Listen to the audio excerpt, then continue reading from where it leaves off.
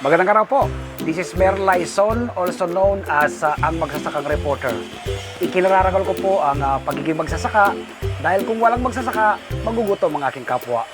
Ikinararangal ko rin po ang pagiging reporter dahil bahagi ako sa pagbibigay ng makabuluhan at makatotohanan ng impormasyon sa ating mga kababayan.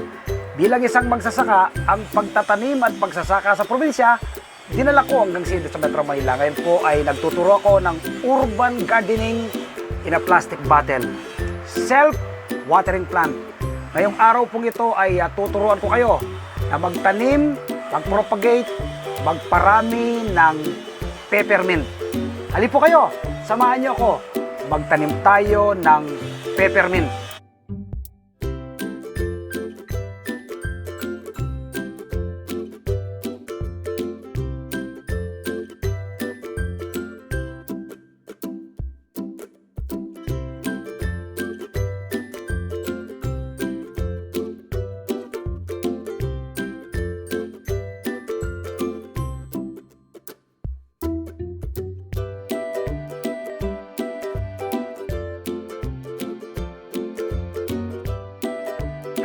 Dito po tayo ngayon magtatanim ng peppermint sa 1.5 liter na PET bottles. So ito po, kailangan natin ng matulis na gunting. Hatiin po natin itong boteng ito.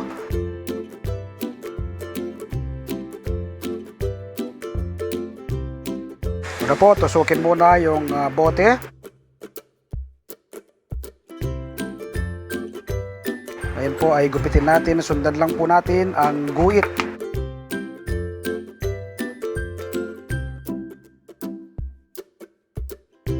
Hati na yung ating bote.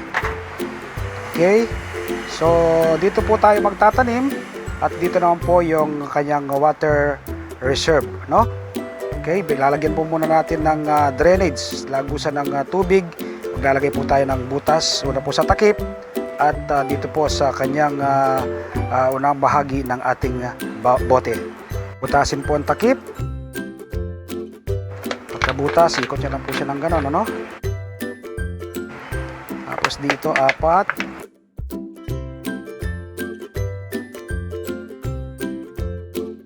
Bakit po kailangan natin siyang butasan ang bote? Yan po kasi ang magsisilbi niya ng drainage, ano? Kapag po nagdilig ka ng halaman mo dito sa taas, yung tubig ay pupunta po sa kanyang water reserve. Magtatanim na tayo ng peppermint. Ito po yung lupa natin gagamitin. Buhaghag na lupa na aking kinuha sa aking farm sa Pampanga. Ang lupa ko po doon ay mataba dahil may halo pong chicken manure, no?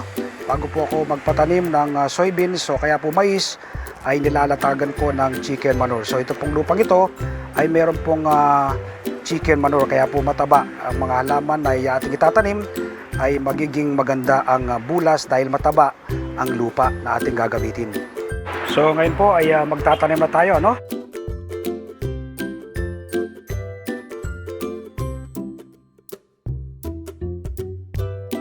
Okay, lagyan na po ng lupa dyan. Tapos ito po yung peppermint na ating itatanim mula po sa mother plant. Ano? Iniwalay ko lang po siya, pinag-iwalay ko. So itatanim po siya ngayon dito. Lagyan lang po ng lupa, punuin lang po itong boteng ito.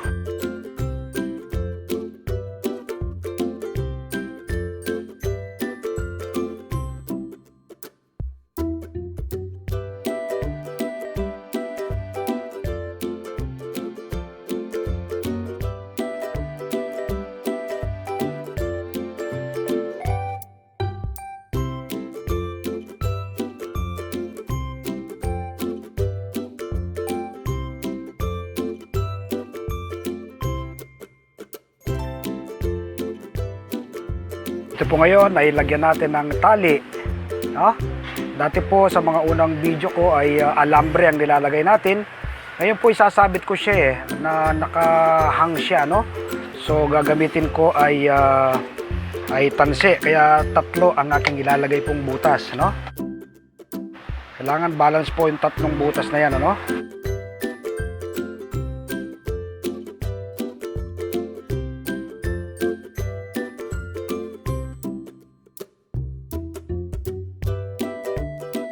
Sa mga hindi pa po masyadong nakakalam nito, basta pumunta po kayo sa hardware. Sabihin nyo po tansi, ano? Ito po yung bibigay sa inyo. Mura lang po ito. Halagang 20 pesos, ganyan na po karami, no? So tansi po yan. Itong ating gagamitin naman na pansabit. Ito po ng 3 tansi na magkakasing haba.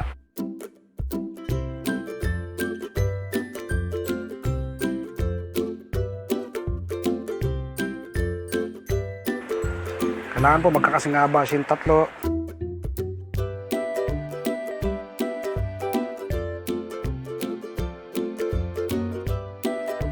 Ang dulo niya, makita ang kanyang dulo, bitawan yung kanyang dulo, kaya mawala. Ayun, nakita ko na.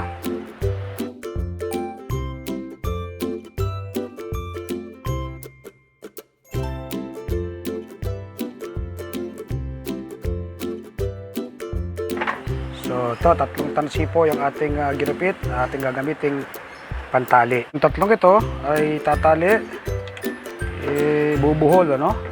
So, dito sa unang butas muna, bubuhol nyo lang po siya. Matibay po ito, no? Itong tansing ito, kahit mabigat po yung lupa o kaya yung halaman mo ilalagay dito, ay hindi po mapipigtas.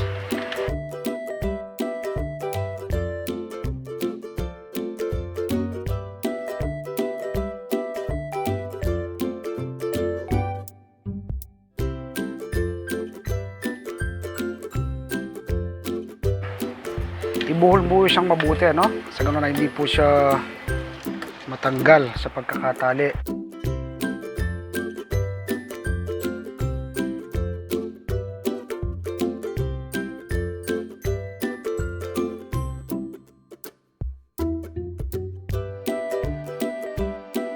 Tatlong ng 4 na buhol, pwede po yan.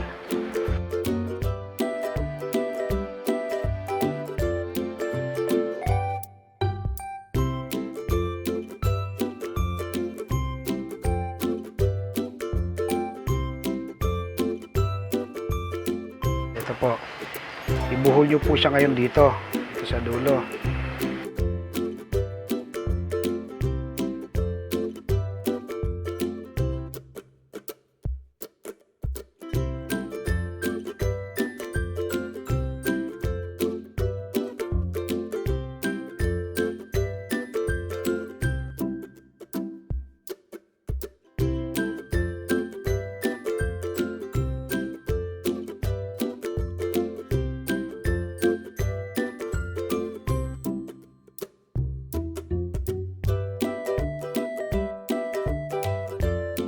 Tubigan lang po ninyo. Kahit po sobrang tubig, pagkakatubig niya ay okay lang po dahil bababa naman sa kanyang drainage. Pwede po kayong magpatubig, magbuhos ng tubig dyan kapag nagdidilig kayo, at pwede rin naman po dito sa mismong ilalim ng bote.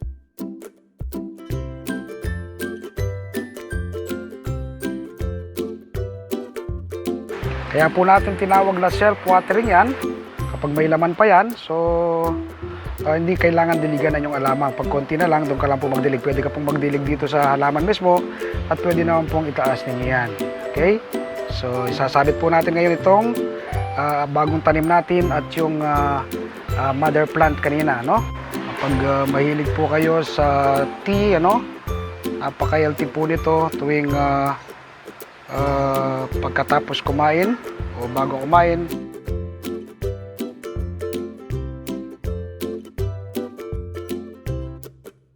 Narito po ang ilan sa taglay na health benefits ng peppermint.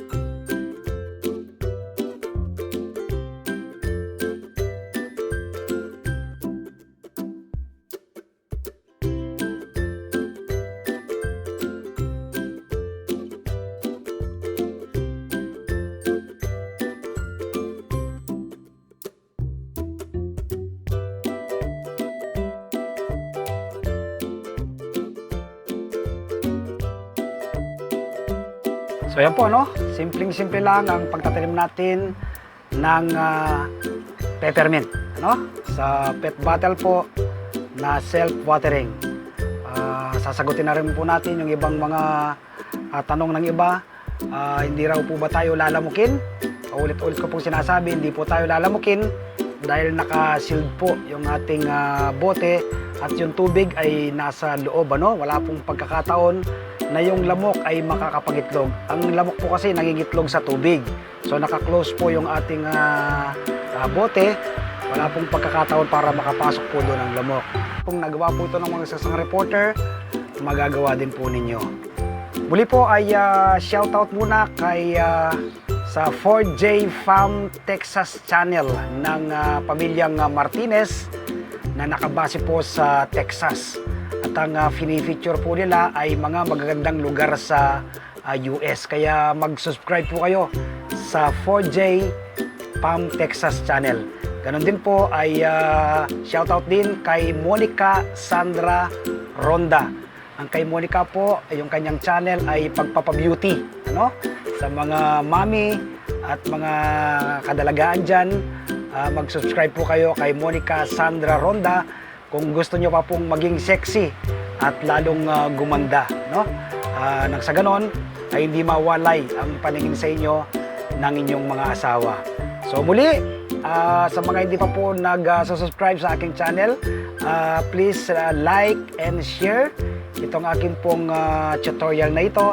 Nang sa ganon ay marami po tayong maabot na ating mga kabayan. At mag-subscribe po kayo, click the bell button. Nang sa ganon po kapag may mga bago akong tutorial ay maimpormahan po kayo. Maraming salamat po sa patuloy na tumatangkilik, nanonood sa Magsasakang Reporter. Nawa po ay nakapagbibigay ako ng kaalaman sa inyo, no? At impormasyon kaugnay po ng pagtatanim ng iba't ibang uri ng green leafy vegetables.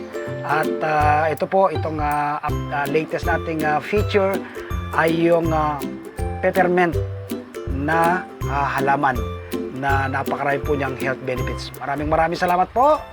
Stay safe. God bless us all.